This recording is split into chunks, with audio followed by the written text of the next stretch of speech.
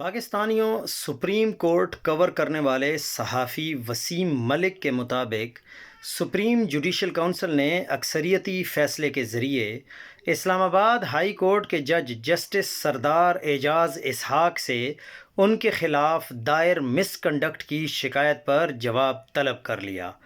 وسیم ملک کی اس خبر سے اس بات کی تصدیق تو ہو گئی کہ سپریم جوڈیشل کونسل نے انہی دو ججز کے خلاف مزید کارروائی کرنے کا فیصلہ کیا جنہوں نے خط لکھ کر خفیہ ایجنسیوں کی مداخلت کی شکایت کی تھی۔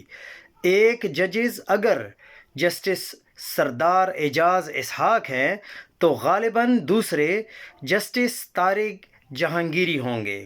26ویں ترمیم کے ذریعے عدلیہ کو فکس کیا گیا، پوری مینجمنٹ اور فیلڈنگ سیٹ کی گئی۔